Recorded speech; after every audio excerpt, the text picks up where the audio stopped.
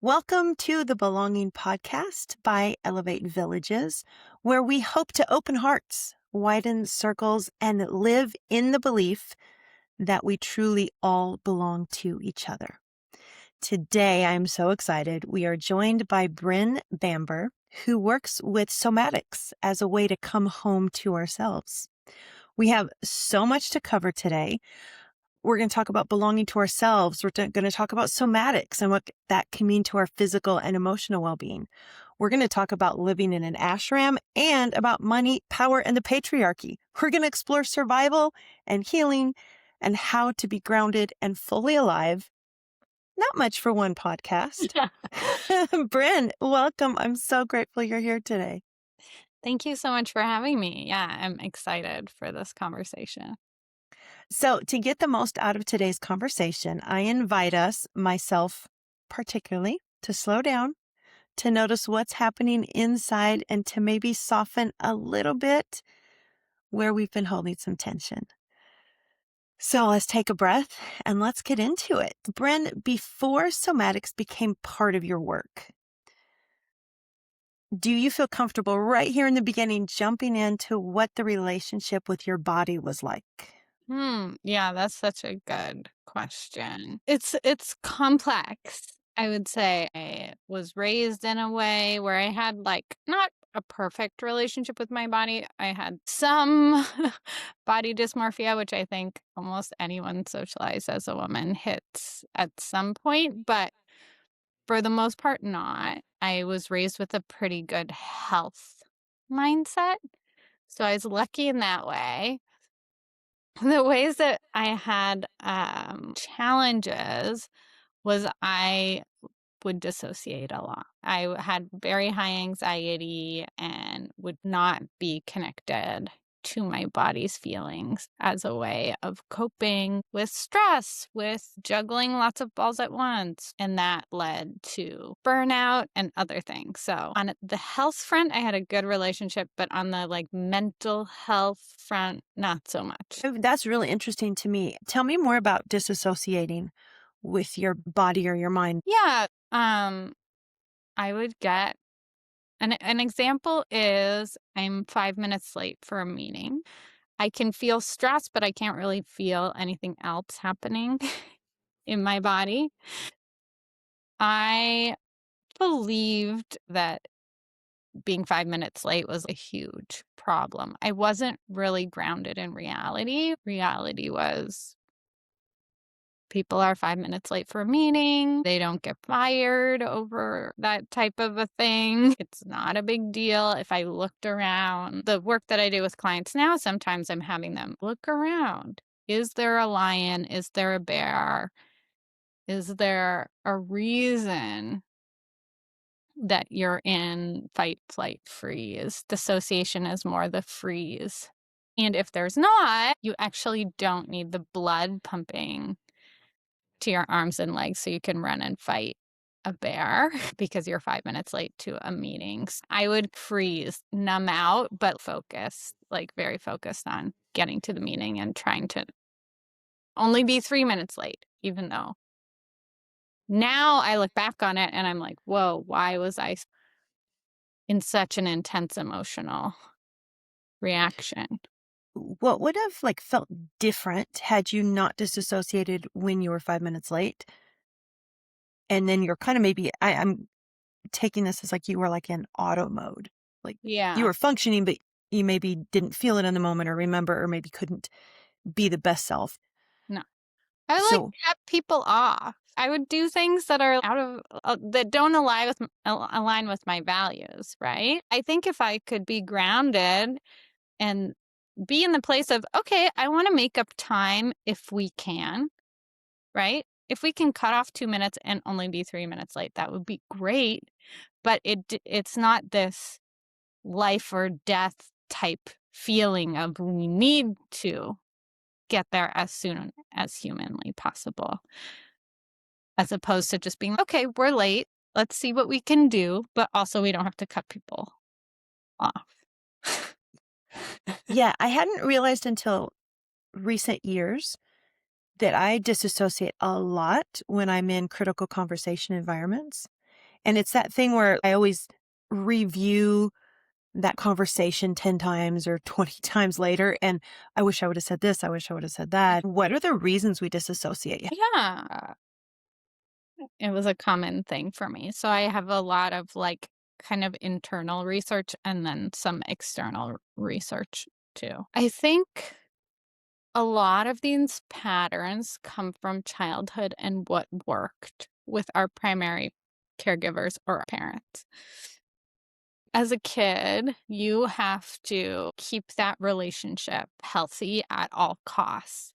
As an infant, you can't even move, right? These primary adults that are taking care of you, keeping those relationships good at all costs is the goal. It's like survival. It's survival. Yeah. So for me, I know it didn't work for me to get angry at my parents growing up. So I had to cut off from my anger. I had to dissociate from my anger because me expressing my anger didn't go well. So I found something else to do, which was dissociate. So that's not necessarily the case for you. It might have been some other feeling you had to cut off from, or I also needed to kind of get through my childhood. I had to mask any fear. Even now, sometimes people are like, "Oh my God, you seem so courageous," because I don't always show when I'm scared. Even if I'm very scared, I can cut that off. With your caregivers, this is survival. This is your source of food, love, shelter, safety. Everything we need comes from these few primary caregivers that we have. So that's why I'm still in survival mode 5 minutes late for this meeting.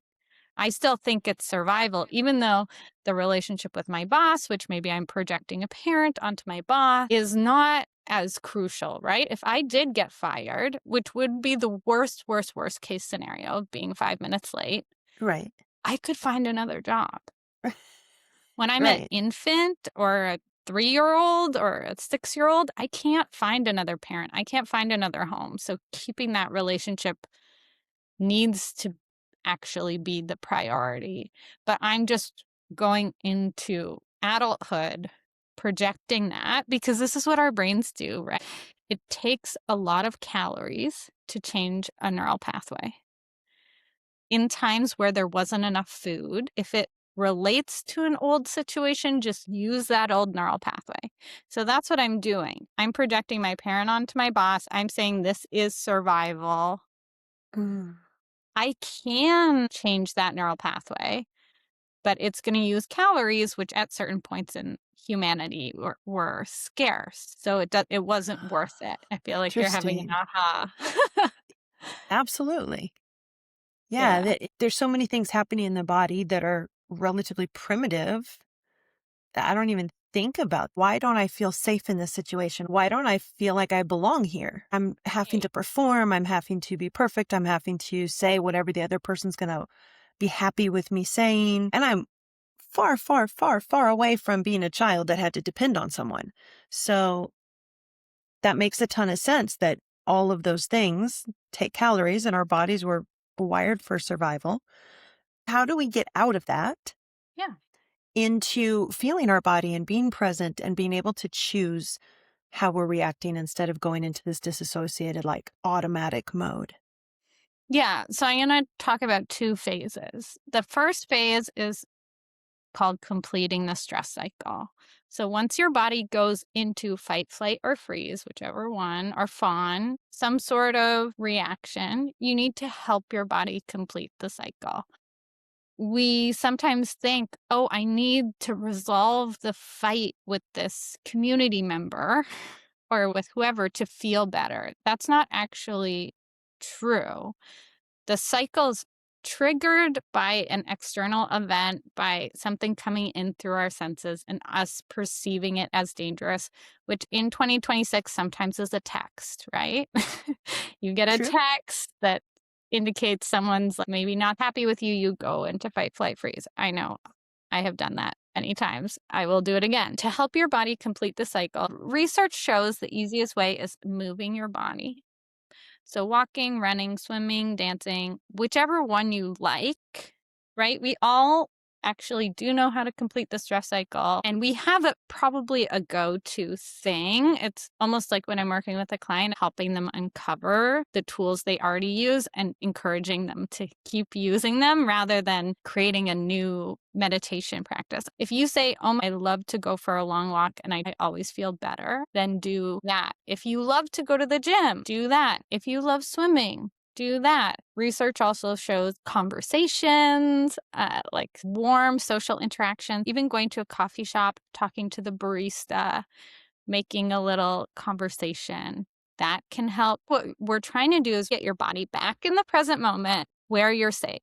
If there is actually a fire, you do not want to complete the stress cycle. You want the blood to run to your arms and legs so you Yes. can run and get yourself safe. But if there Yes. is nothing in your environment that is about to harm you, then we want to bring ourselves back into reality. So exercise, moving the body, social interaction, laughter helps us complete the stress cycle. So even cute animal videos can help reduce your anxiety, complete the stress cycle. Anyone listening, if any of these are ringing a bell of, oh, I love cat videos, but I judge myself for looking at them, don't judge yourself. Maybe that is one of the ways you complete your stress cycle. So that's the first step to help you feel a little bit better. You're not always going to feel 100% calm, but if I'm 100% stressed 5 minutes late to my meeting, if I can get it to 70% stress, that's huge, right? Absolutely. I'm going to have a little bit more blood flowing to my prefrontal cortex where I can actually solve the problem as opposed to flowing to my legs, to my jaw, so I can fight some sort of beast.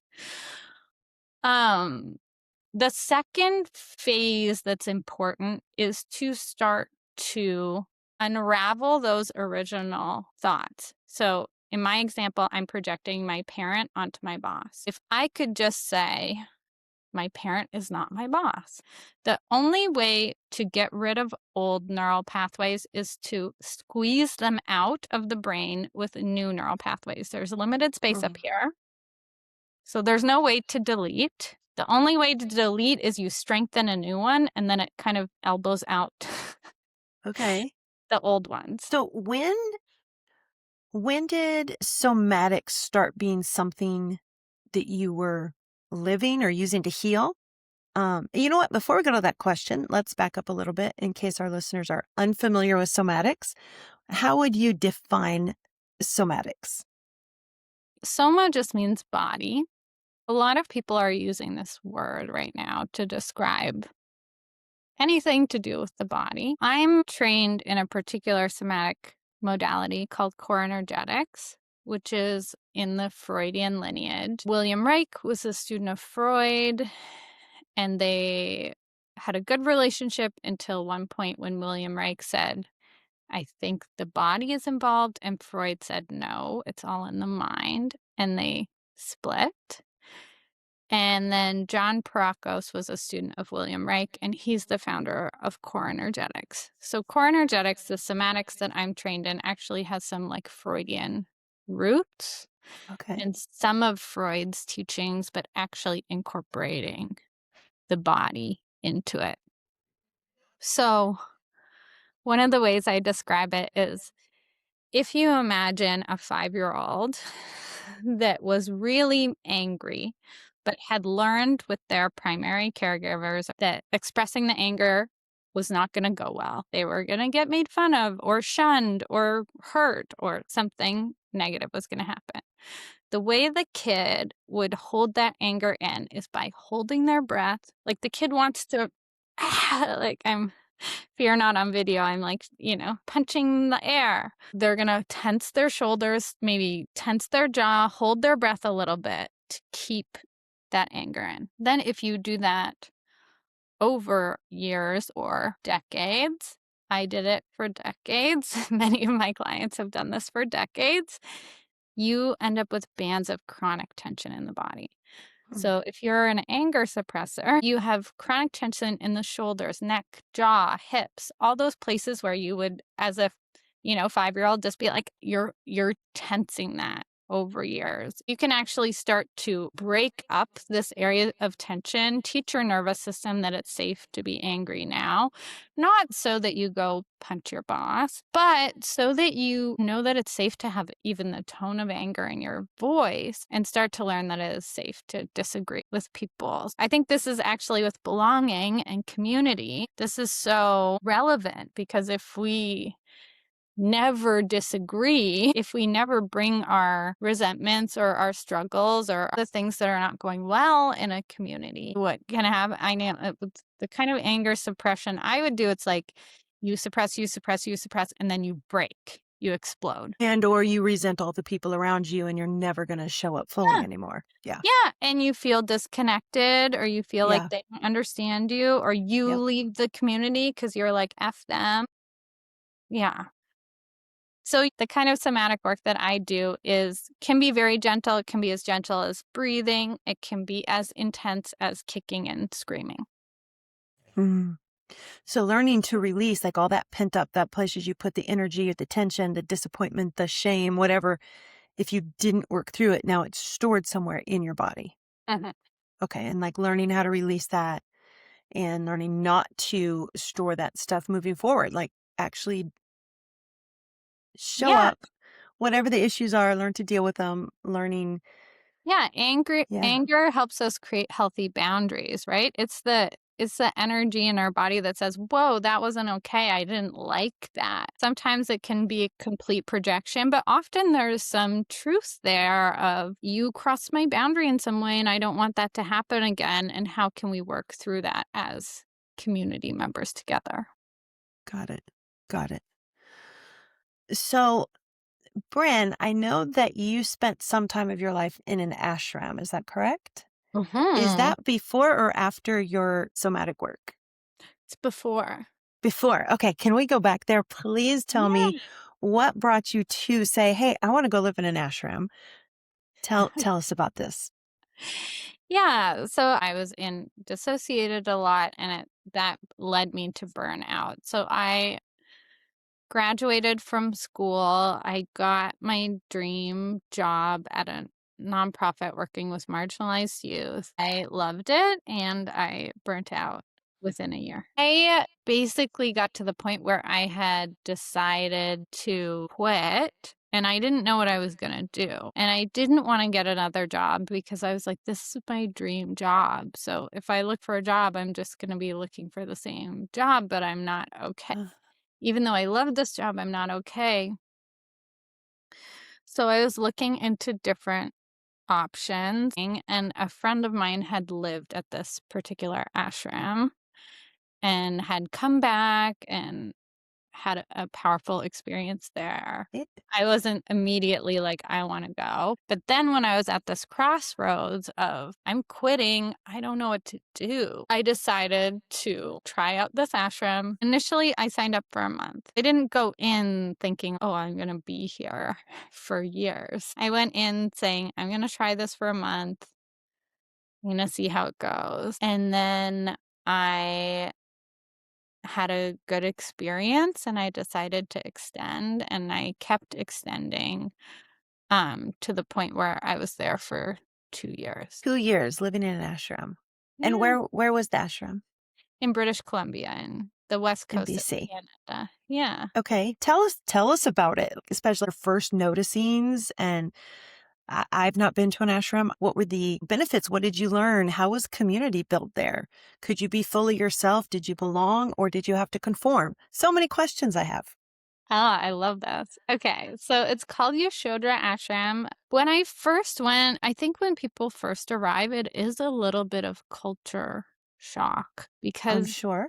being at the ashram, people call it like the light, but Okay. it's like being committed to the light, not being committed to the goal is not friendships. Did I make friends there? Yes, but like the goal is this spiritual development, finding yourself, connecting with your intuition, following your spiritual path, which is very different than the external world. So some examples Getting were a job and getting an apartment. Yeah, right. fitting in. At the ashram, Right? obviously, there are things that you had to fit in, but it was just very different than, like, typical Canadian or US culture. Okay. So, people wouldn't always make eye contact, like, sometimes they were more introspective. You'd pass them on the path, and they wouldn't make eye contact, and that can be, like, strange when it's small. It's a small community. In the winter, it's, like, 40 to 50 people. So you Okay. know everybody, and then in the Yeah. summer, it can go up to, like, 100, but it's small, so in Yeah. some ways, you expect someone to make eye contact with you if you're walking past them because you know them, Hmm. or to say hi, and maybe they're doing some sort of spiritual practice, and they're inward, and so they're not Got it. connecting. So, I don't know, I went in and I, like, immediately did a silence practice, which I don't know what compelled me to do it, but I wanted to, and it was hard. Actually, the hardest part of doing a silence practice, because not everyone was doing it, it was not mandated, it was optional. You could go to the bookstore or the registration desk, and you could get a badge that said silence, and Okay. you So people go would on know. silence. Yeah. Got it. So I wanted to do that, I did that, and the hardest part was that lots of people would talk to me. Even when you were wearing the silence badge. Well, I don't know if they didn't see it or if they didn't, I don't know what happened, but, like, a lot of and then I would have to be like, like Huh? Huh? like, "You can talk, but I am not talking." It was like my people pleasing of, like, I want. I don't want them to feel uncomfortable. I need Yeah, to be the nice person. Yeah. That's yeah, interesting. It would bring that stuff up. yeah, it's like, Mm. totally I thought the challenge was gonna be, like, being alone with my thoughts, and it wasn't. It was actually the challenge was, like, not or feeling like I was offending someone by not Mhm. answering Interesting. their question. It was the perfect time for me to do that. I was early 20s, like, just graduated university, worked for a year. Um, and it's a celibate community, so that, was something that was you were saying, like, conforming versus Belonging. belonging. Yeah. So it's like there were rules that were involved. It was a closed retreat, which means you had to ask permission to leave the property.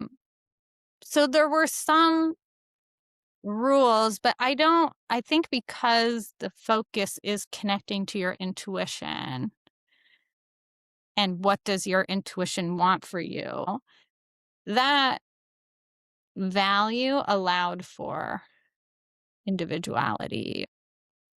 It was respected. Even for me to do this silence practice, which other people weren't doing, right? Like, that wasn't actually me conforming. That was me feeling called to try something out. Being on your journey. So looking back at your 2 years there, who you were before and who you were after, what was the biggest thing that you walked away with that's forever changed your life?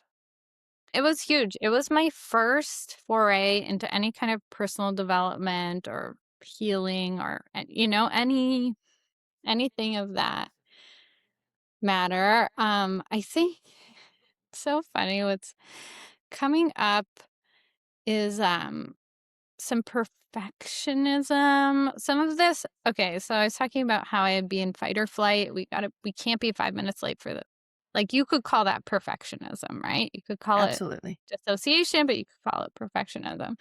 And I just remember this one experience with washing the dishes at the ashram, which you would have to sign up for the dishes like twice a week or something, and then you would do the dishes for the whole community, and there'd be like a team of 4 of you or whatever. Okay. And then the rest of the night, someone else would do the dishes for you, so it was part of the deal. And I remember I was so stressed doing the dishes because I wanted to be efficient. I wanted to get them done quickly. The ashram's intense. The schedule's intense. It's like you want to be done the dishes because then you're done. Then you get a little break after. And so it was kind of like, I think it was me, but it was also like the other people around. It's like we all just want to get this done. And then when I was there, I took the yoga development course, which is this 90-day course. It's very intense. You're doing different spiritual practices every day, where you meditate or you chant a mantra or you do a breathing exercise, and they ask you, what's the purpose of your life? So you do spiritual practice and reflective questions and journaling, and then sharing in a small group. You're learning about your mind and who you are, and deepening these spiritual practices. Part of the course is we would do the lunch dishes. Before the course, I was always doing the dinner dishes. Lunch dishes were just so different to me. We were relaxed. We were having fun. It was like this positive experience. And then the dinner dishes to me felt like this rush, and it has to be perfect, and I got to get it done as efficiently as possible, and da da da. It was so interesting because during the yoga development course, we were doing all this practice. We were doing all these breathing exercises, all these meditation exercises.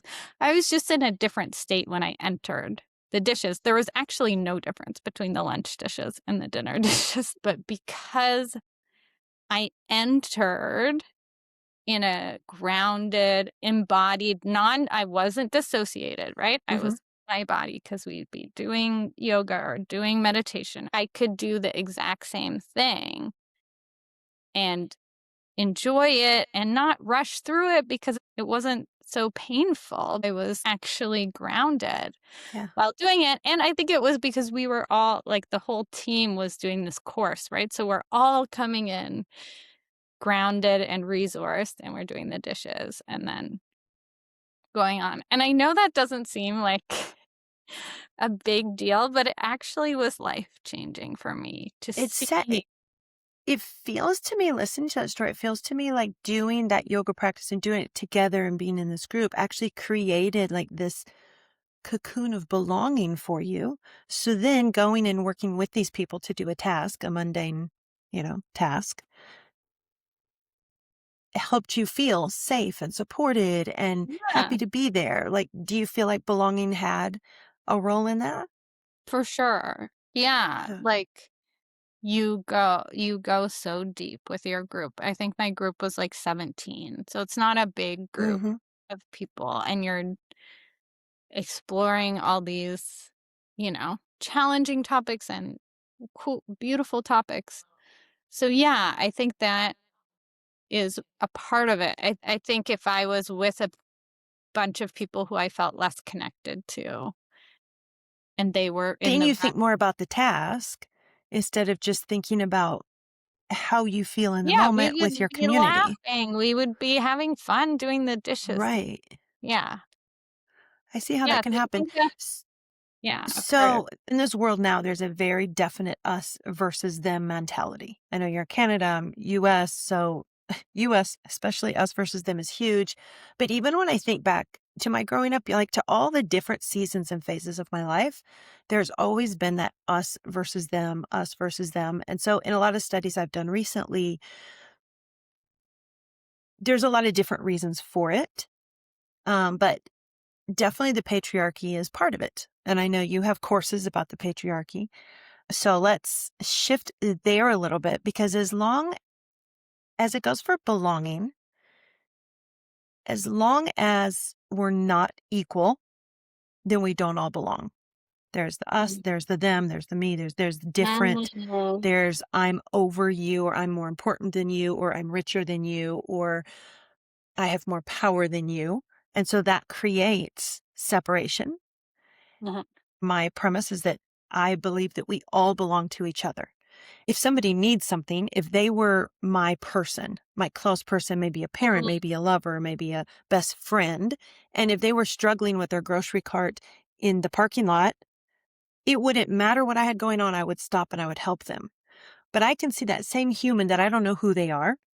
They could just be somebody I don't know. They could be a different race. They could be a different um, sexual identity, whatever. And all of a sudden, the things that my brain starts saying are, oh, I don't have time. Oh, what if they don't want me to help? Oh, what if, what if, what if? And not my natural inclination is not to belong to them and is not to have them belong to me.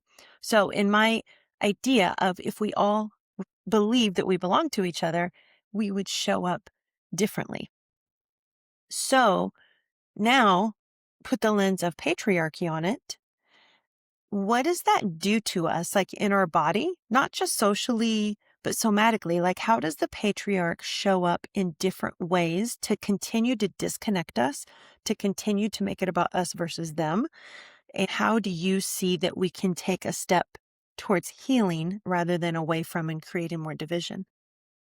Yeah. So I think the first step is understanding that if you're socialized as a woman, you're socialized in a certain way, has some benefits, has some drawbacks. And if you're socialized as a man, you're socialized in a different way that has benefits and drawbacks. So for women, often we're socialized to be kind, to be nice, to be giving, to be generous, to be warm. If you say no, sometimes you're called the B word. Yeah. If you have high standards for certain things, sometimes you're called a diva. You're called bossy if you have strong opinions. So there are all these ways that we're subtly and not so subtly taught to be more submissive and caretakers. And from a money point of view, we're taught to give things, it's be generous, give things away for free. That's valuable.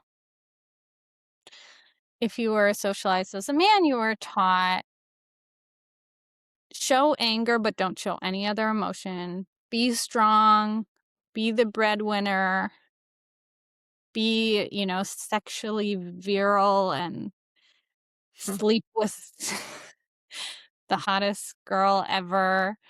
Like, don't be soft, don't be weak. mm, And so this hurts everybody, right? Because yeah. we all, like, ideally, all of us can be strong sometimes and weak sometimes. All of us can be more, quote unquote, dominant sometimes and more submissive sometimes. Like, Hmm.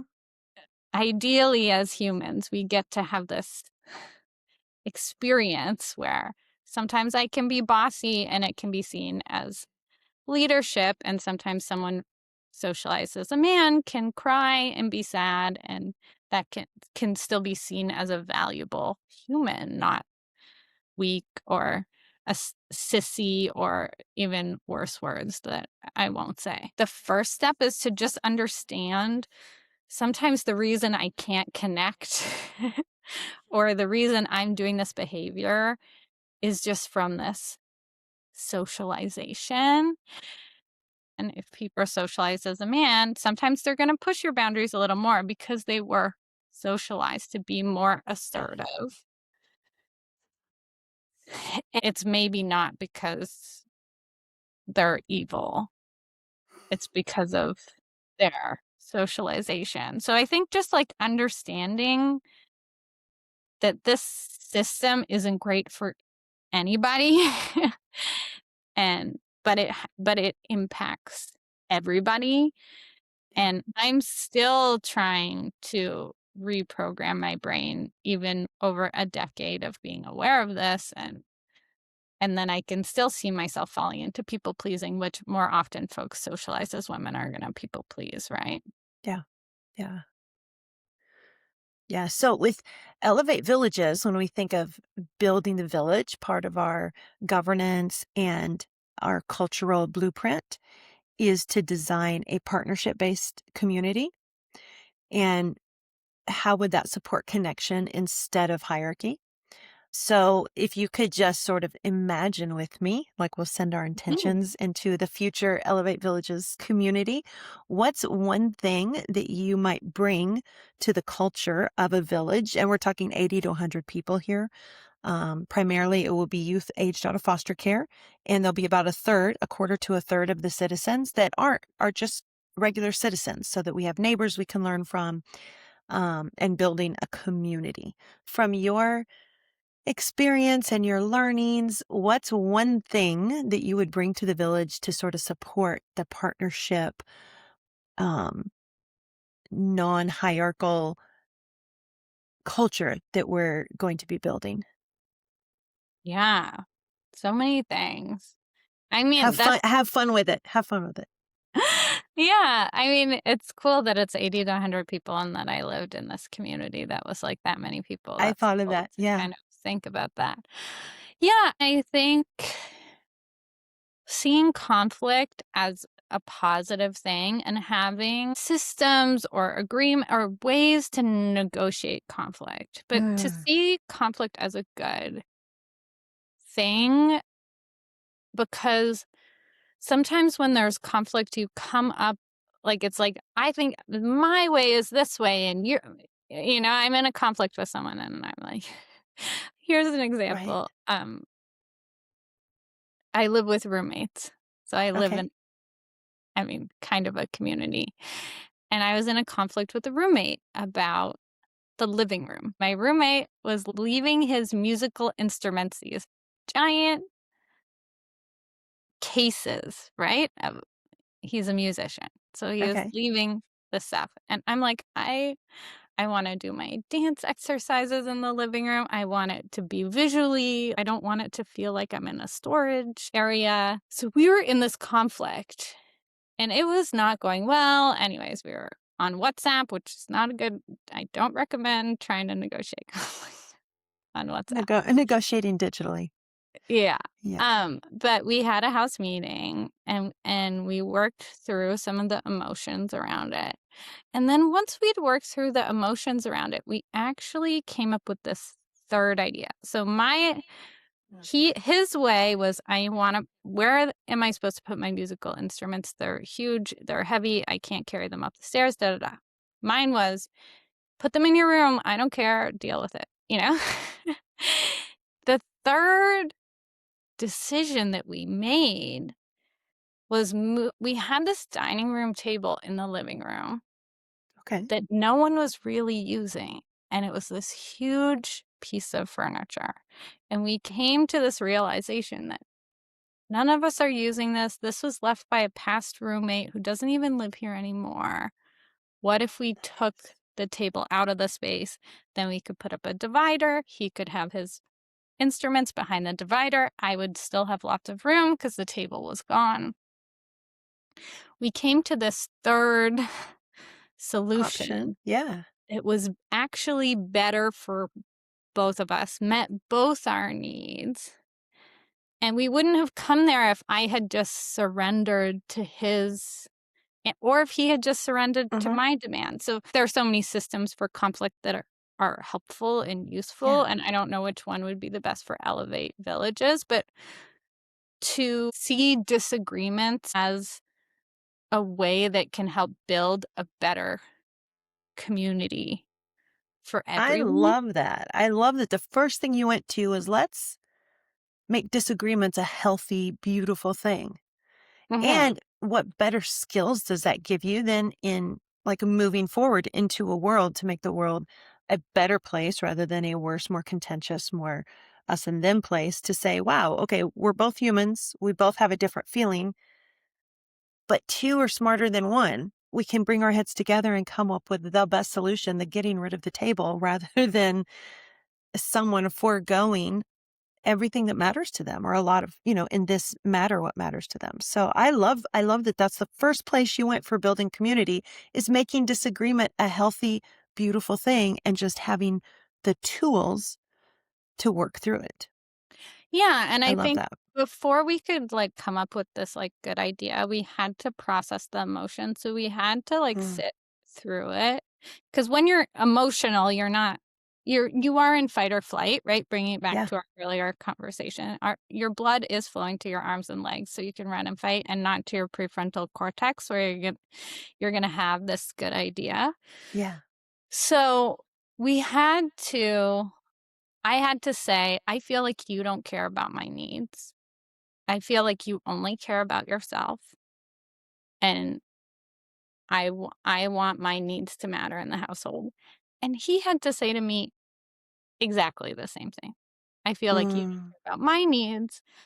I feel like you only care about what you need and what you want in the living room and what's good for you.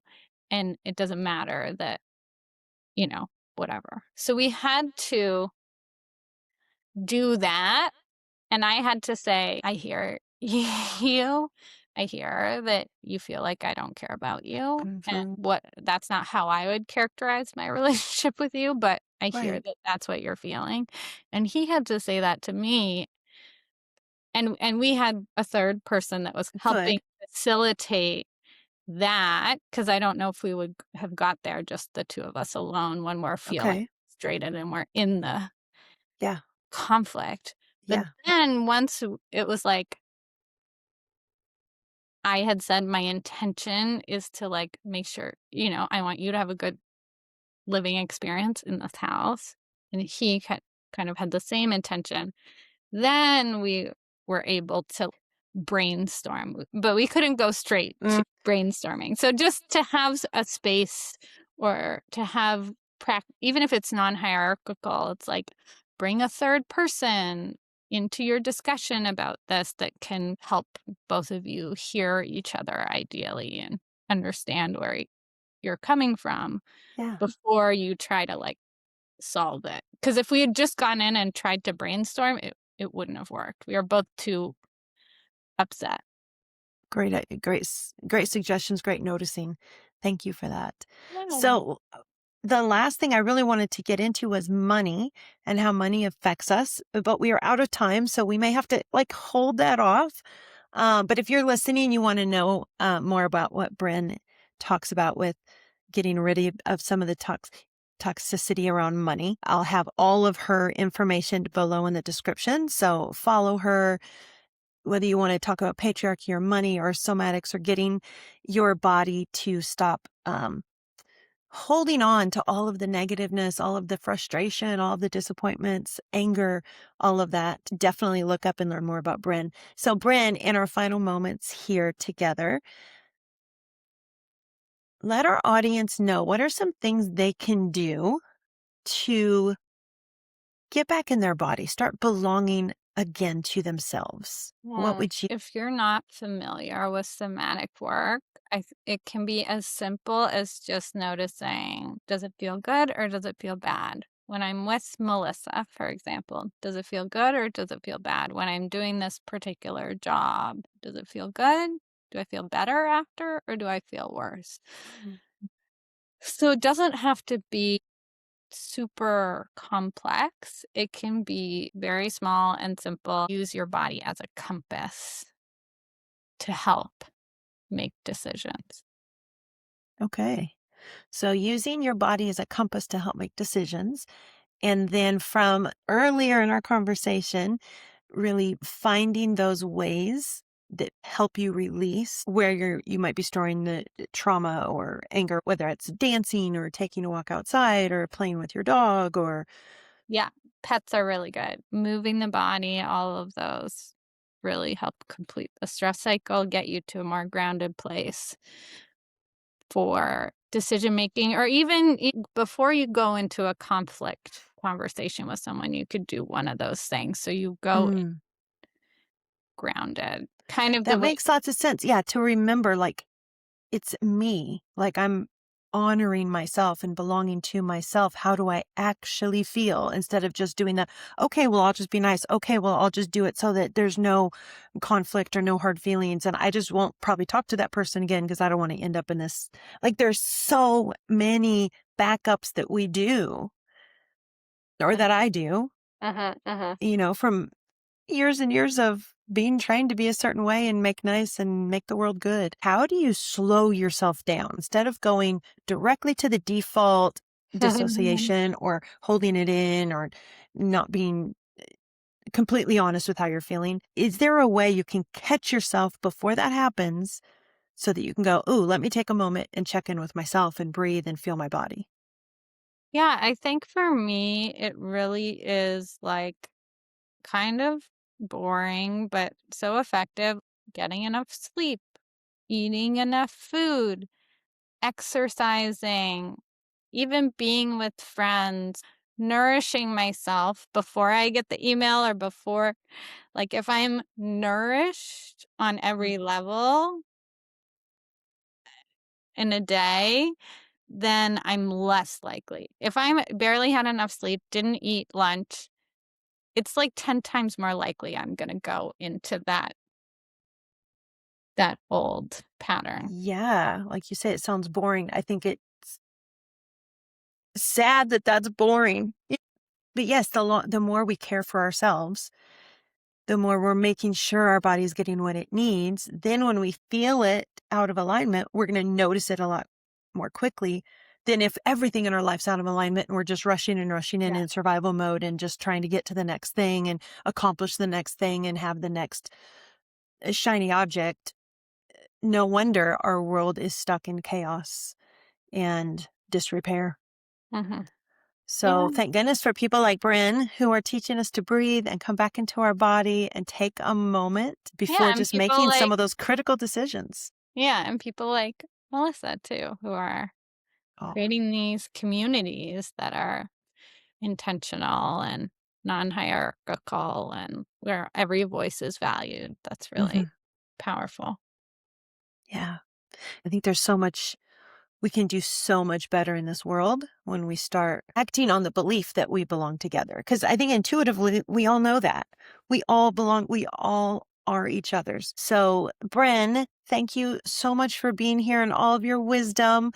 Please look down in the description and learn more about Bryn. Follow her.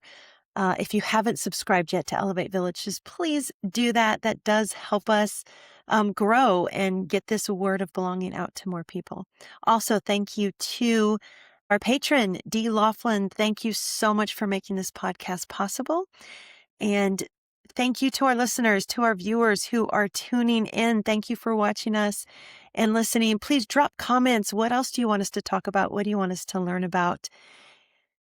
This has been the Belonging Podcast by Elevate Villages, where we build belonging together.